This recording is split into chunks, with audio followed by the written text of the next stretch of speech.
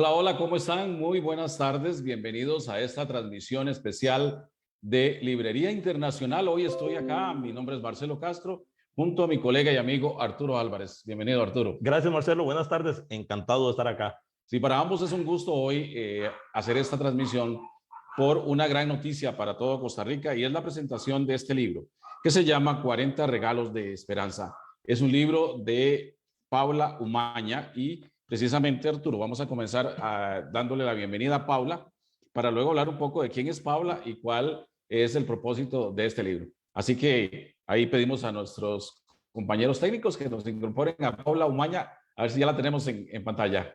Bienvenida, Paula. Gracias, buenas tardes a todos desde Atlanta, Georgia. Muy feliz de este momento tan especial y de esta maravillosa oportunidad que la Librería Internacional me ha dado como autora nacional. Muchas gracias por este programa, muy honrada y muy emocionada de estar aquí con ustedes. Los emocionados somos también nosotros, como periodistas que somos y como, bueno, en mi caso, en el caso de Arturo, él también es abogado y pues también es escritor. Arturo tiene ya 2 libros publicados y realmente gracias al empeño y el apoyo de la Librería Internacional, pues ha sido todo un éxito. Así que también nosotros esperamos que usted, Paula, tenga todo un éxito. Pues la conocemos desde hace muchos años, desde que usted era una muchachilla. Realmente usted ha sido siempre una persona muy exitosa. Bueno, yo voy a hablar un poquito del autor Arturo. Claro que sí, adelante. Y usted luego les va a hablar un poco a nuestros seguidores acerca del libro. Bueno, en su juventud, Paula Umaña Hidalgo fue una destacada jugadora de tenis. Llegó a estar rankeada a nivel mundial, campeona centroamericana y ganó pues muchos torneos importantes, cosa que le dieron un gran prestigio a ella como deportista y también como representante del deporte nacional. Paula, con el tiempo, logró fundar una gran familia y no digo solo gran porque sí, es una familia muy especial, ¿verdad? Pero es que además tiene 5 hijos. Una familia hermosa. Una hermosa familia donde tiene 4 muchachas y un muchacho. Hace 6 años, tristemente, una enfermedad neurológica la dejó con una discapacidad. Ella quedó cuadriplégica y pues en realidad, ¿qué podemos decir de eso? Sus hijos estaban pequeños. Ella empezó un periodo pues de mucho dolor, de mucho sufrimiento, pero ahí Paula en el libro y luego ella nos irá a contar con más detalles la manera en que ella, gracias a la fe, gracias al apoyo de muchas personas, pues encontró ese camino para sanarse. Y pues eso la llevó también a inspirarse a escribir este libro, ¿verdad? Ella pues habla mucho sobre el tema de la recuperación, cómo ese camino estuvo lleno de obstáculos, pero cómo también los milagros existen. Así es, Marcelo. Y bueno, por supuesto, aquí feliz también de estar en esta presentación y por supuesto felicitar a Paula por esta nueva obra. Y yo digo siempre que un libro, Marcelo, es como un hijo. Así es. Como un nuevo hijo, como algo que ve la luz en el mundo y que tiene la expectativa, la esperanza de que toque muchísimas vidas, como estamos seguros que lo va a tocar especialmente por la índole de este libro que se titula precisamente 40 milagros de esperanza. Es un libro de historias cortas, de historias inspiradoras. Y en él, pues Paula no solo nos cuenta sobre la enfermedad que Marcelo mencionaba, sino que también tiene un valor agregado maravilloso, la historia de 40 personas que pasaron por situaciones difíciles, situaciones similares a las de ella, y a quienes la fe, ese componente tan importante, a quienes la fe ayudó a levantarse. La intención de Paula en esta obra es precisamente que su historia y la historia de cada una de estas 40 personas sea inspiración y ayude a personas que están sufriendo, que están pasando por enfermedad, por momentos difíciles, a encontrar aliento, a sanar, a levantarse. Este libro pues es calificado como una herramienta, yo diría, Marcelo, que una muy valiosa herramienta, porque son 40 historias prácticas que inspiran a la fortaleza interior, a la visualización, a la paciencia, a la aceptación y insistimos especialmente a la fe. Estamos claros que el libro no es la solución a los padecimientos ni a los sufrimientos de las personas, ni tampoco es garantía de que alguien va a tener un milagro. El propósito básicamente es que las personas que están pasando en este momento por una situación difícil, por una coyuntura delicada, sepa que hay personas que pueden entenderlo y que pueden ofrecer su ayuda moral y espiritual y que nos podemos levantar como lo hizo Paula y como lo hicieron estas 40 personas en situaciones muy adversas. Así es. Bueno, vamos a Arturo entonces ya a conocer de Paula, de voz de Paula, todos estos detalles de su vida, del libro, de cómo recopiló las historias, en fin. Estos minutos siguientes los vamos a dedicar precisamente a este diálogo o esta conversación con Paula y decirles también que ya el libro está disponible en las librerías internacionales. En todas las sedes de librería internacional acá en Costa Rica, que creo que son 21 a 22. Y también en Amazon, Paula. Sí, también en Amazon, pero en este caso quiero recalcar Costa Rica, mi país, y la librería internacional. Perfecto. Así es.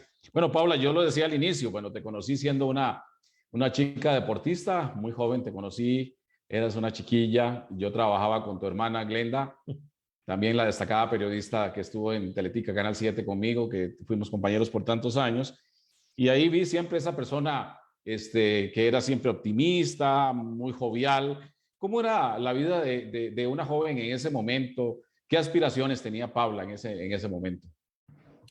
Bueno, mi historia como tenista fue muy bonita. Fue una historia de una muchacha que luchaba mucho, que entrenaba 8 horas al día y que fue inspirada más que todo por mi cuñado, José Bernardo, que él fue el que me dijo, ¿querés ser jugadora profesional? Y yo decía, ¿cómo hago para ser jugadora profesional de tenis? Si en Costa Rica no existen torneos profesionales. Pero bueno, él me motivó y mi vida era siempre entrenando, comiendo, durmiendo o buscando patrocinadores. Esa era mi vida todo el tiempo. Y bueno, pues yo quería ser la número 1 del mundo, como todos tenemos sueños. Mi mejor ranking fui la número 281 del mundo en dobles, ese fue el mejor. Y pues siempre estaba montada en un avión. Me acuerdo que en esa época mi patrocinador era Laxa.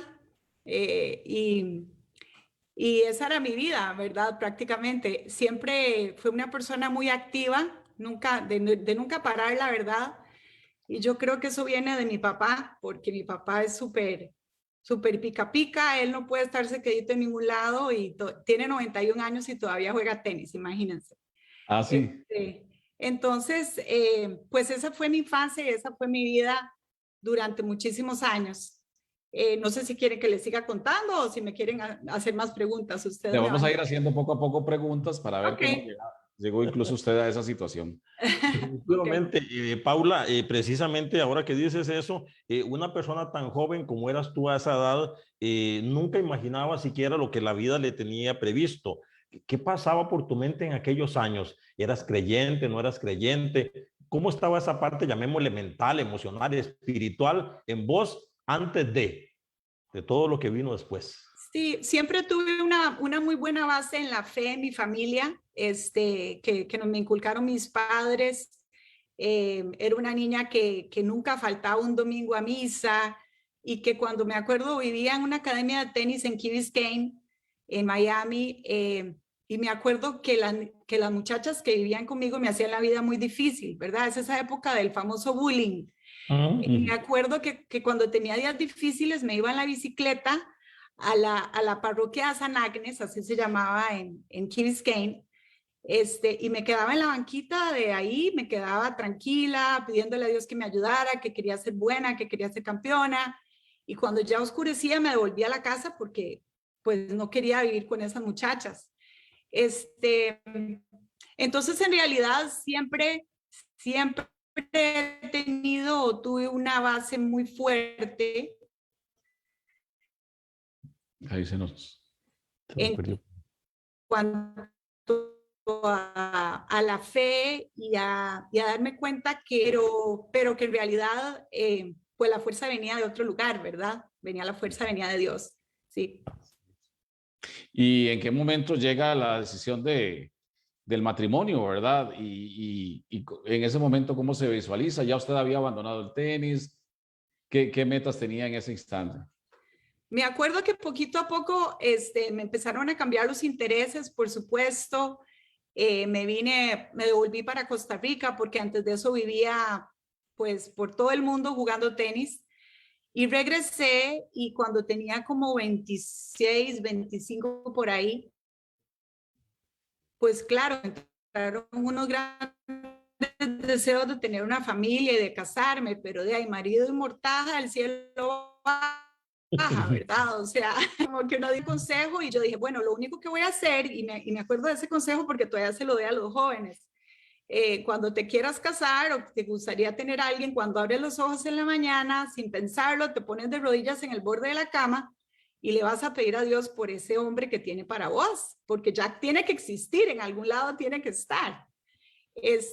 Me acuerdo que ese gran consejo me lo dio una amiga y sí, 5 meses después apareció en el territorio nacional el francesito Sergio, mi marido actual, que muy vacilón, él es una persona, ¿qué les puedo explicar? Él es francés, es de París, es muy elegante, siempre anda con un saco azul marino, es muy formal, y lo conocí en la Escuela República de Haití, detrás del Hipermar de Alajuelita. Ahí conocí a mi esposo en un evento que el Comité Olímpico Nacional había hecho con una universidad de Estados Unidos para hacer un programa para los deportistas.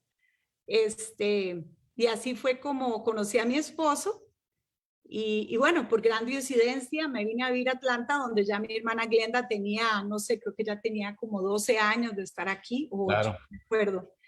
Entonces, todo el ajuste fue muy fácil porque yo aterricé y ya tenía, como decir, familia, ¿no? En la ciudad donde me mudé. Ahí tenía ya un apoyo. Sí, un apoyo muy grande. Y precisamente, Paula, hablando de apoyo, sabemos que tu esposo y tus hijos, por supuesto, han sido un pilar importantísimo en tu vida. ¿Qué papel jugaron ellos en el momento de tu enfermedad? Porque me imagino que fue vital la presencia de ellos para poder sobrellevar ese proceso y salir adelante. Bueno, es interesante porque cuando yo me enfermé, mis hijos no estaban tan grandes. Entonces no era como la muchacha de 18 años que tomaba decisiones. O sea, mi hija mayor tenía 12 años y el resto eran pequeños. Entonces, el papel de mis hijos en realidad fueron niños muy valientes que se ajustaron a todo.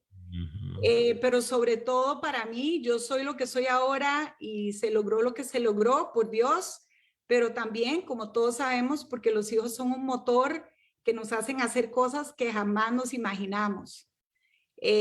Recuerdo cuando los doctores me daban unas prescripciones de medicamentos contra el pánico, contra el dolor, contra la depresión, pero yo pensaba, no puedo tomarme esos medicamentos porque necesito estar alerta, necesito, a pesar de que todo mi cuerpo está paralizado, necesito ser madre.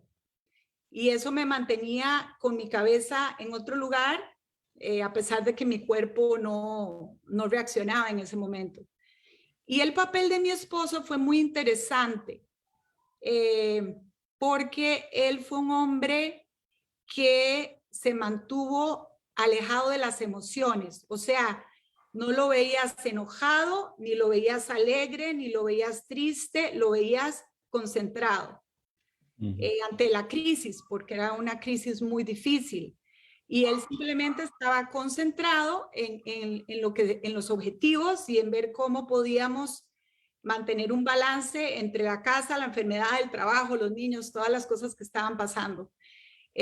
Un hombre de muchísima fe y en realidad nunca se quejó, él nunca se quejó, nunca claudicó, ponerlo de esa manera, pero tampoco era como de una manera falsa, como decir, ay, todo va a estar bien, no te preocupes, no, porque la verdad es que, como dicen en Costa Rica, la estábamos viendo muy fea, estábamos muy mal y era muy difícil, pero el papel de ellos fue muy importante. Y sí, mis 2 hijas mayores en ese momento hicieron cosas que una niña de 11 y 12 años no hacen, como desvelarse las madrugadas por un bebé de 4 meses y al día siguiente ir a la escuela, cocinar, cuidar a su mamá, llevar a su mamá.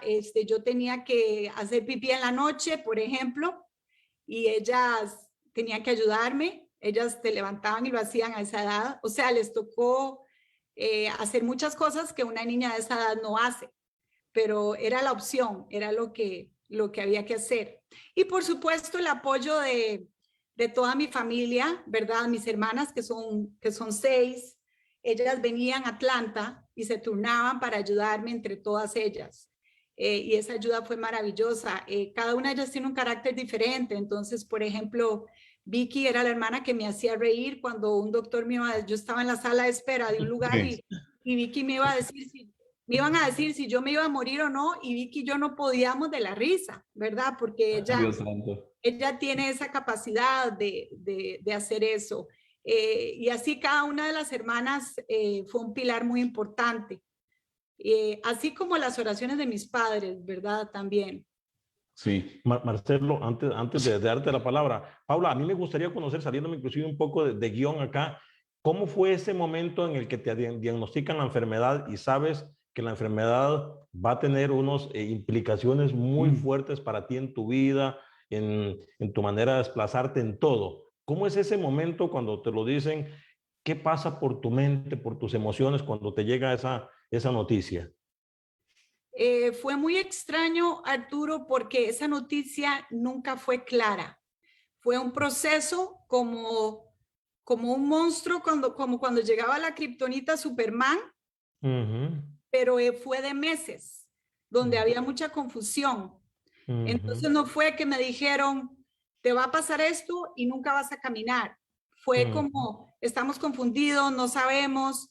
Mi condición le da a una de cada 100,000, 150,000 en la ciudad de Atlanta. Mi neurólogo había tenido a alguien exactamente como yo 30 años atrás. Entonces, en el hospital donde yo estuve más o menos 6 meses hospitalizada. No sabían bien, decían, estaban confundidos que si era un Guillain-Barré o un múltiple esclerosis. Entonces, ese disparo que dices vos, o sea, que si me llegó el rayo, en realidad nunca fue así, siempre fue como confuso, ¿verdad? Pero sí hubo un día muy específico, meses después, que ya me había recuperado la mitad de mi cuerpo, donde en el Centro de Excelencia Neuromuscular en Vanderbilt, en Tennessee, me dicen los que más saben, hasta aquí llegaste. Y hasta aquí llegaste era paraplegia prácticamente. Entonces, ese día sí fue muy fuerte para mí, porque antes de eso siempre había sido la tenista que luchaba y que trataba. Pero cuando ya habían pasado 2 años y medio y ya había regresado un poco y yo veía que no reaccionaba el cuerpo y me dicen, el doctor Donofrio, que el que más sabe de esto, me dice, no vas a caminar. Ese día sí fue terrible para mí. ¿Y cómo comienza ese proceso de la enfermedad? Perdón, ibas a decir algo más. Pero cuando lean mi libro, hay una historia que se llama No tengas lástima de ti mismo. Y en esa historia está la respuesta a lo que les estoy contando. Pero dime, Marcelo. No, hablando un poquito más, ampliando más de eso, ¿cómo comienza todo? Usted comienza a sentir muchos dolores y comienza a sentir que no se puede levantar, que no puede moverse. ¿Cómo es el proceso? Yo estaba embarazada y empecé a sentir adormecimiento en mis manos, empecé a sentirme débil.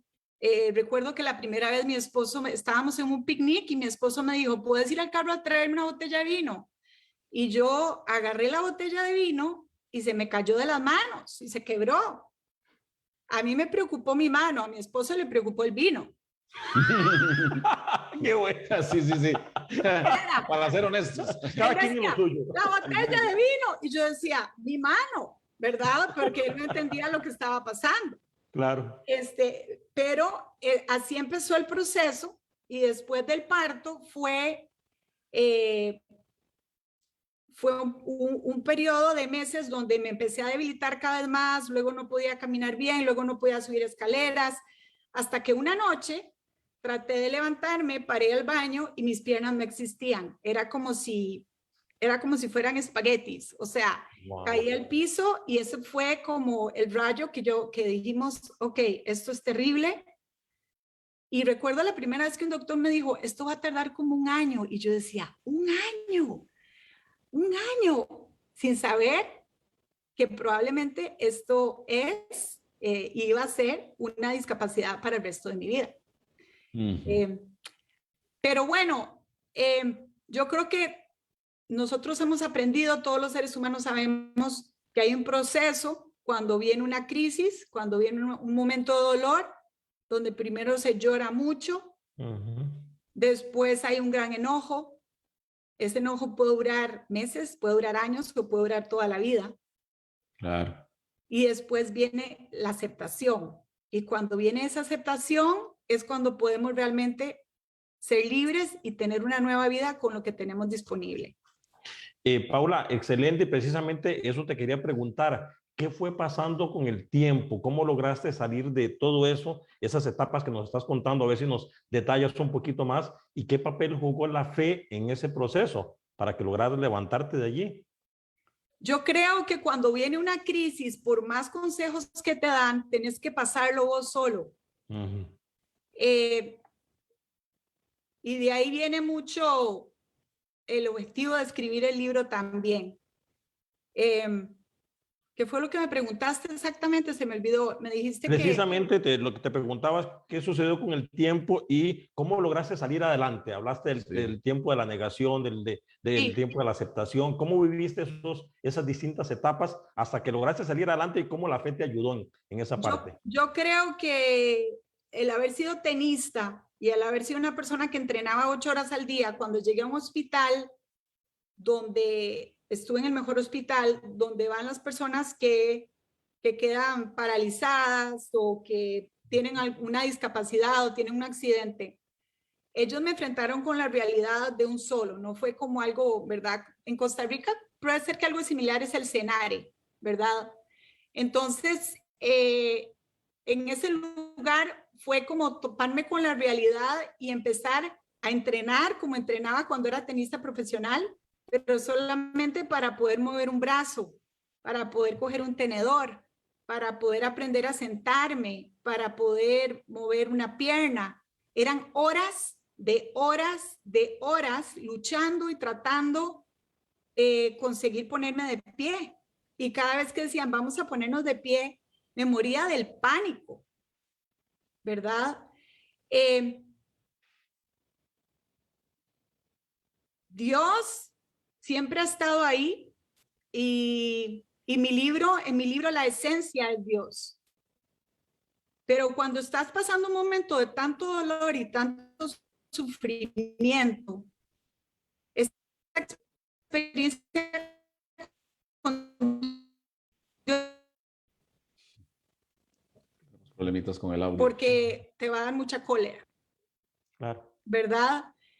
Entonces, la inspiración para escribir este libro nace cuando yo estoy en la cama del hospital, prácticamente parapléjica. ¿Es cuadrapléjica o cuadripléjica? Creo que es cuadrapléjica. Parapléjica. Sí, claro. Parapléjica. Sí. Y empiezan a entrar a mi cuarto muchas personas con una súper buena intención y con un gran corazón. Pero pasaba algo, entraban psicólogos, entraban familiares, entraban amistades, me acuerdo que entró una monjita y eran muy lindos y me traían comida y me traían flores y me decían cosas bonitas, pero ellos se paraban y se iban caminando. Claro. Y yo me quedaba en una cama paralizada.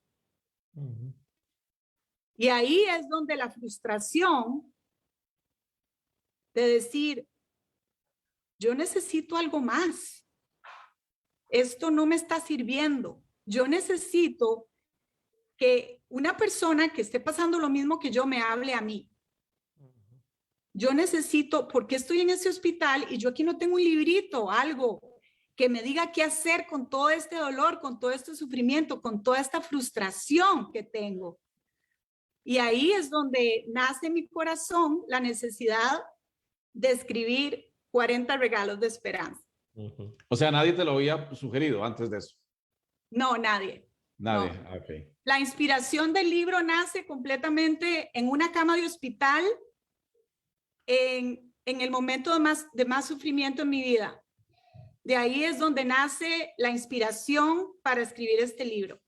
Y yo dije, yo no quiero escribir un libro donde les cuente mi historia y los entretenga. Yo quiero escribir un libro donde el que sufre, el parapléjico, el enfermo, el moribundo, pueda escuchar algo que se lo diga a alguien que esté pasando la misma situación o que la haya pasado y que le diga qué hacer. No solo decirle, estoy rezando por ti y todo lo puedo. No, hay algo más que tenés que decirle a esa persona.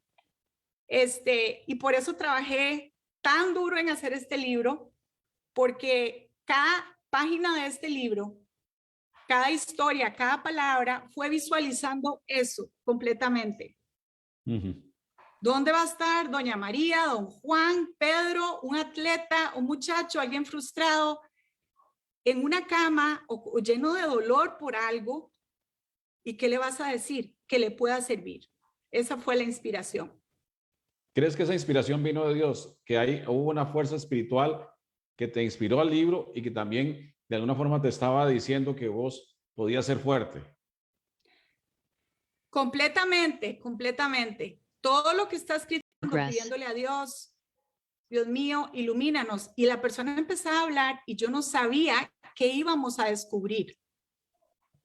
Hasta que empezaban a hablar y yo le empezaba a pedir al Espíritu Santo, ¿cuál va a ser el recurso o la herramienta que vamos a descubrir a través de esta persona para ayudarle al enfermo y al que sufre? Ese era el objetivo, completamente enfocado en eso. Entonces, es increíble porque cada historia me consumía alrededor de una semana más o menos, porque ellos me contaban todo y después de eso digerirlo.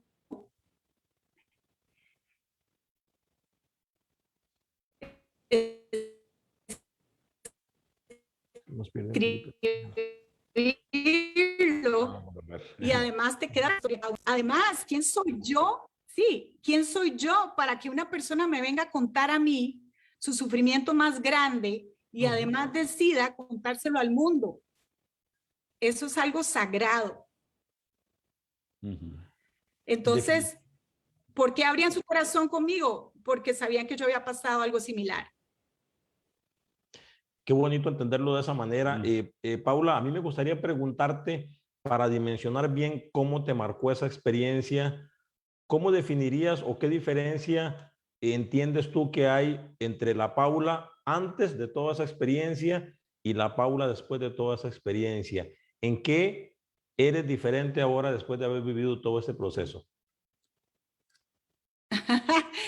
Pues es muy difícil escribírtelo, pero el sufrimiento nos marca, nos cambia, nos transforma, nos hace disfrutarlo todo más, nos hace ser más felices después, nos hace entender, nos hace hacernos sensibles a los demás, a tener un corazón identificado con lo que sea, nos hace hacer misericordiosos, humildes. El orgullo no vale nada, ni la vanidad. Cuando tuve 14 enfermeros hombres que me vestían, que me cuidaban, donde el cuerpo no valía nada. Es que no te lo puedo escribir, Arturo. No te lo puedo escribir porque es demasiado los cambios, ¿verdad? Que pasan con eso. Y valorar todas las cosas. Y por supuesto que yo sueño con que ojalá un día yo pudiera ponerme un par de tenis y salir corriendo. ¡Wow! Sería lindísimo. Sería lo máximo.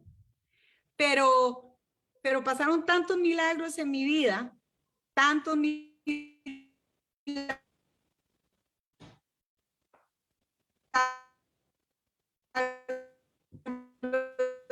en mi vida, como los cuento en la historia, que tengo mis piernas, puedo caminar.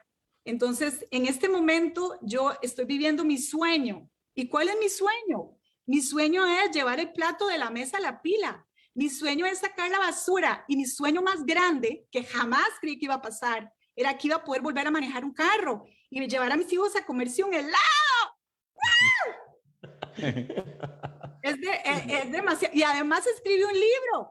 Y además la Librería Internacional lo publicó. No puedo ser más agradecida. Es increíble. No puedo ser más feliz.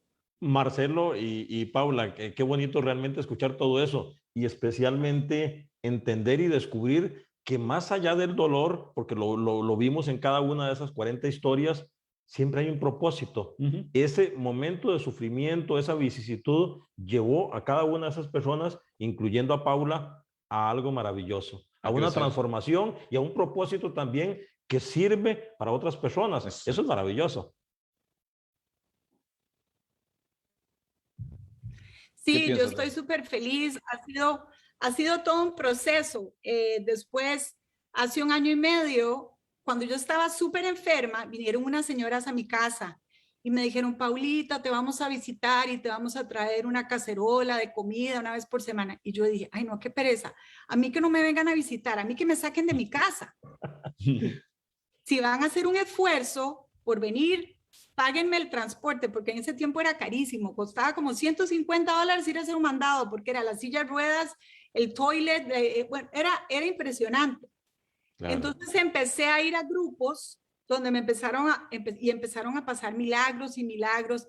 Es que les puedo contar tanto, les puedo contar 100 cosas pavorosas, horribles, que aquí nos morimos, pero les puedo contar 1000 cosas preciosas, lindísimas, maravillosas, que pasaríamos aquí toda la noche hablando. Pero en ese proceso me empiezan a decir que cuente y empiezan a pasar cosas y entonces me invitan a un grupo y me invitan a otro grupo. Y que fue la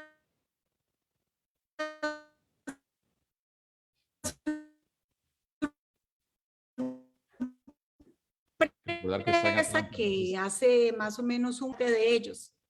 Entonces mi vida está emocionantísima porque estuve el fin de semana pasado en Santa Rosa, California, estuve el mes pasado en Oklahoma, ahora me invitaron a un congreso en Indiana. Entonces es lindísimo ver cómo algo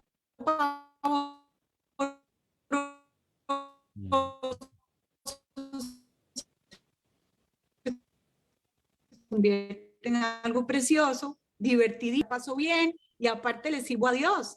Y es un vacilón porque me ponen a dar conferencias en inglés y en español y además llevamos el libro y la gente le fascina el libro al final de la conferencia. Entonces, y me empiezan a pedir que lo firme y se colan en la fila y me piden oferta. Y yo, ¿pero qué es esto que me está pasando? Esto es precioso. Y bueno, entrar a mi país, Costa Rica, y que la librería internacional. Entonces, la verdad no puedo estar más feliz. Paula, yo tengo otra preguntita por acá. Sí. También, yo sé que este momento es de mucha felicidad y de mucho entendimiento y discernimiento de todo lo que pasó, pero me gustaría preguntarte si cuando pasó todo ese proceso, en esa parte más difícil, hubo así como instantes, porque es bueno también para contárselo a la gente y contarles qué hacer, hubo instantes así como de desesperanza, de abatimiento, de me rindo, de ya no puedo más. ¿Y qué se hace en ese momento? Completamente. Hubo momentos de no querer vivir, hubo momentos donde gemía de dolor, hubo momentos en que no era que no tenía quien me cuidara, es que trabajaban tanto que no se podía con toda la demanda. Momentos en que no había quien se pudiera ocupar de mí y yo no me podía ocupar de mí misma. Momentos en que me quería comer algo y no podía alcanzarlo, ni podía, y tenía que esperar. Momentos en que estaba en terapias y los terapeutas no me comprendían el dolor que yo tenía tan grande y me obligaban a hacer cosas que yo no podía hacer. Mi momentos donde me atrevería a decir que hasta el mismo demonio se me aparecía y me decía, no servís para nada. ¿Por qué no te quitas la vida si eso no sirve para nada? No es que no servís para nada, no puedes ser mamá, no puedes cuidar de tus hijos y lo único que sos es una carga para todos. Muy Muchos interesante momentos. esto, y yo creo que es una gran lección de vida. Y Arturo lo Definitivamente. decía, es una gran lección de vida, pero también ese hecho, Paula, de que ahora te sientas feliz y también estés ayudando a muchas personas, cómo lo catalogas? Yo lo visualizo como una misión que Dios te dio y que ahora al estarlo cumpliendo te permite estar feliz. En realidad, lo que yo quiero con esta entrevista no es tanto glorificar a Paula, sino realmente decirles que con todo mi corazón para eso existe este libro, porque como me preguntaba Arturo, ¿qué consejo les das? Les doy el consejo de las 142 páginas de este libro porque para eso fue hecho. En el libro yo no les digo, te vas a curar.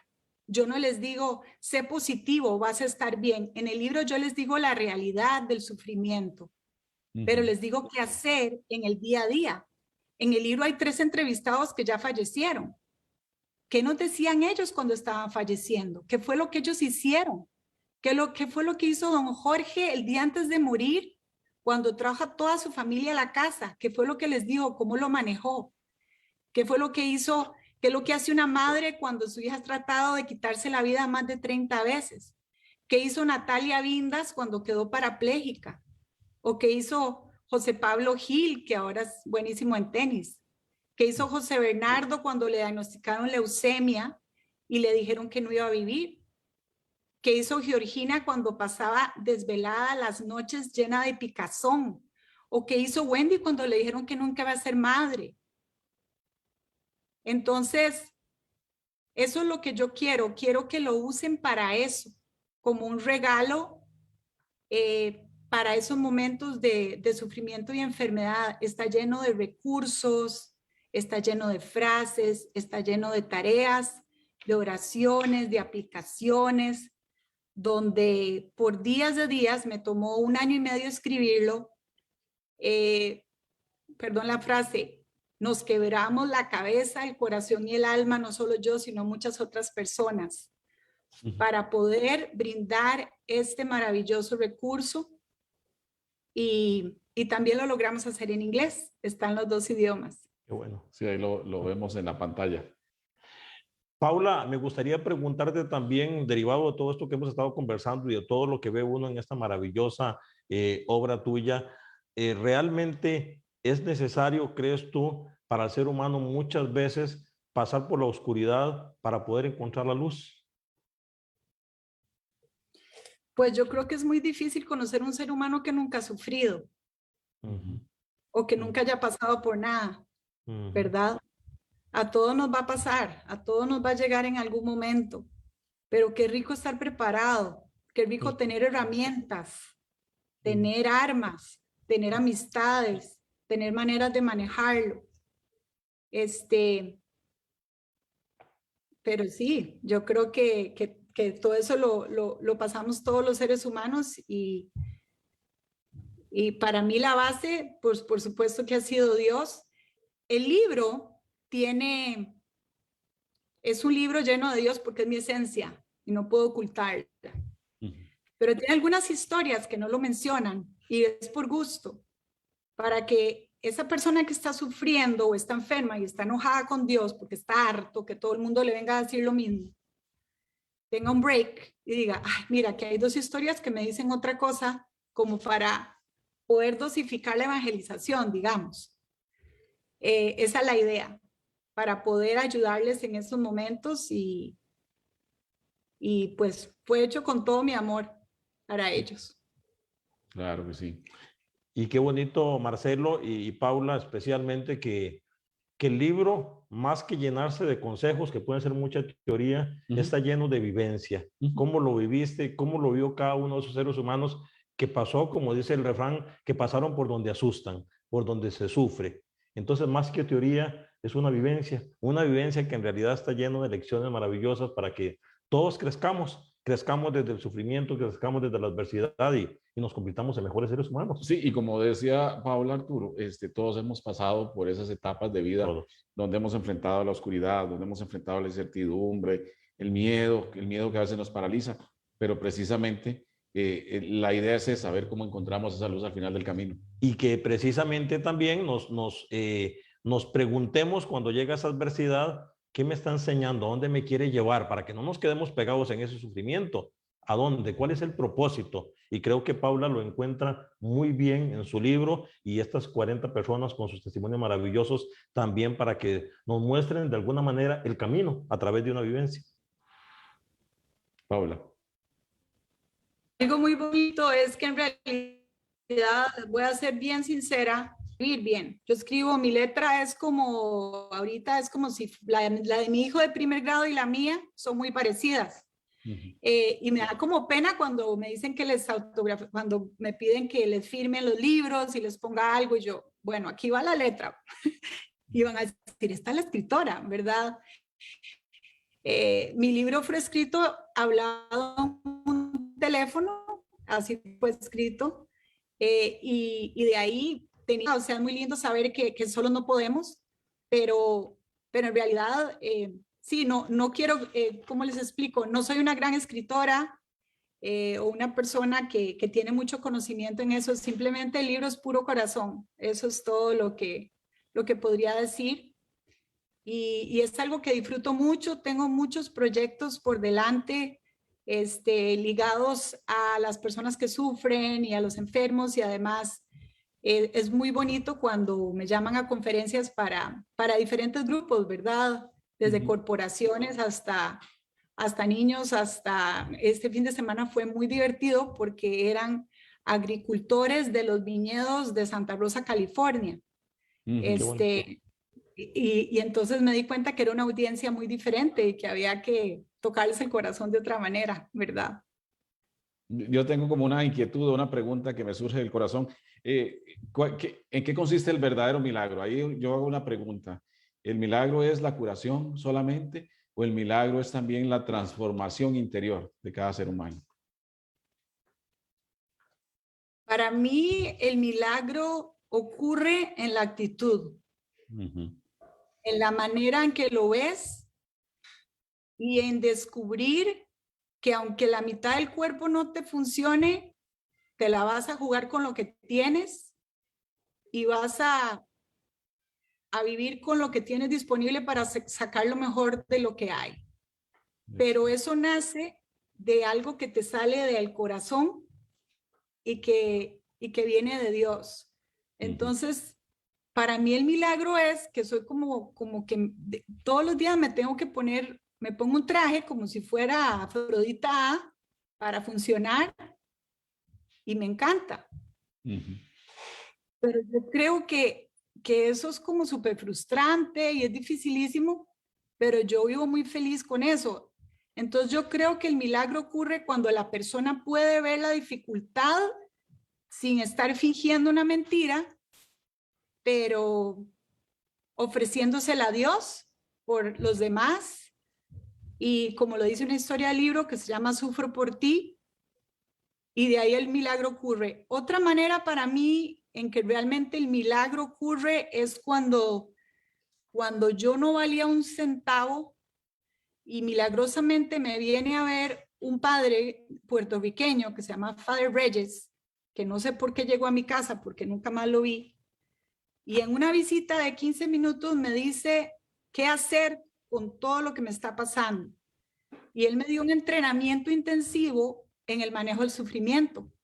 Y yo forro la pared de mi cuarto con fotografías y frases y por qué estoy sufriendo, enfocada en eso.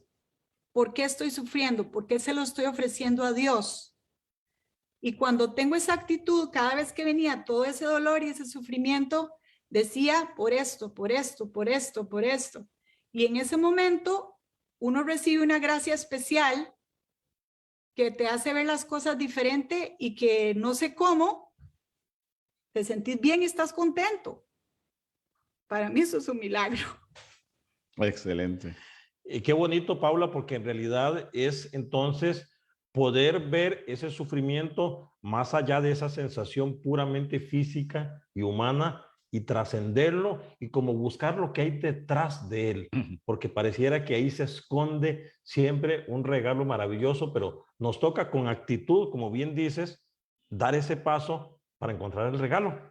Precisamente como se titula tu libro, 40 regalos de esperanza. Sí, hay una frase del libro, bueno, es que tienen que leerlo, está bello, está lleno de cosas lindas y aparte muchos personajes que solo Dios, que me regalaron, la hermana Glenda, Martín Valverde, Martín se lo leyó todo y Martín me regaló frases para el libro, pero quiero leerles una frase muy profunda que está al puro principio del libro y que es una frase que solo la pueden entender quienes han sufrido y quienes han madurado y crecido a través de eso. Que dice, bendita la crisis que te hizo crecer, la caída que te hizo mirar al cielo, el problema que te hizo buscar a Dios. Maravilloso. Qué bonito. Sí. Y eso lo dijo el Padre Pío. Qué bonito. Pero, sí. De hecho la conocía, pero confieso que no me acordaba que era el Padre Pío.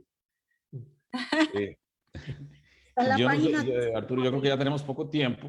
He visto que en la transmisión hay algunas personas que han hecho comentarios y aquí hay un comentario de Mariana Sandoval, me imagino sabes quién es. Y ella dice, amo a esta mujer, confío en mí y creyó desde que yo era niña, siendo mi coach de tenis en silla de ruedas a mis 10 años. Y 20 años después se convirtió en la mejor alumna que tengo de Zumba. ¡Ah, caramba! Qué bueno. Le mando un abrazo enorme. Ay, qué lindo, bueno. gracias. Sí, qué es increíble eso, como yo no me imaginaba que yo iba a ser profesora de tenis de una niña en silla de ruedas cuando yo tenía 18 años y que, no sé, 30 años después yo iba a ser una de esas personas en silla de ruedas. Sí. Así que la vida cambia. Muy, muy interesante. Por eso leí el comentario. Totalmente. Y qué bonito, Paula, saber que aunque en realidad, como bien decías, no se busca glorificarse a uno mismo, pero qué bonito saber que la experiencia se convierte en puente de inspiración para tanta gente. Eso es un regalo hermoso. Sí, ¿qué les puedo decir? Pues este proceso ha sido un proceso difícil, pero ahora estoy en una etapa muy bonita, muy contenta. Y como les digo, pues este libro es un gran regalo para todos. Espero que lo aprovechen y lo usen. Y cuando tengan ese familiar o ese amigo que dicen, ¿qué le digo? Lo diagnosticaron con cáncer, ¿qué hago? ¿Qué le digo? Y dicen, le voy a dar este libro porque es una gran herramienta hecha con muchísimo cariño. Muy bien. No sé si Arturo tiene algo más. Estamos bien, perfectísimo. Bueno, yo creo que, Paula, aquí vamos a terminar esta transmisión. Hemos estado casi 50 minutos conversando. La transmisión queda aquí en la página de Facebook de la Librería Internacional. Por lo tanto, ahí le podemos decir amigos, a otras personas conocidas que pueden ver la entrevista, igual a tus familiares. Y recordarles entonces a los amigos que nos siguen que el libro 40 Regalos de Esperanza de Paula Maña ya está disponible en todas las librerías internacionales de nuestro país. Muchas gracias a ustedes, gracias a la Librería Internacional por su apoyo. Si quieren pueden también seguirme a través de mi página Paula Humana Speaker o paulaspeaker.com y feliz de poderles servir y de poderles dar este gran regalo con mucho cariño. Paula, muchas gracias realmente por permitirnos estar en este espacio y por supuesto, Marcelo, Paula, invitar a todos los que nos siguen acá y a todos los seguidores de Librería Internacional a que adquieran el libro. Ya sabes, está en todas las sedes de Librería Internacional y por supuesto será un regalo maravilloso e inspirador para cualquier persona que lo lea. Muchas gracias, Paula, y gracias a las que nos siguieron. Muchas gracias. Buenas noches. Buenas noches. Chao. Bye bye.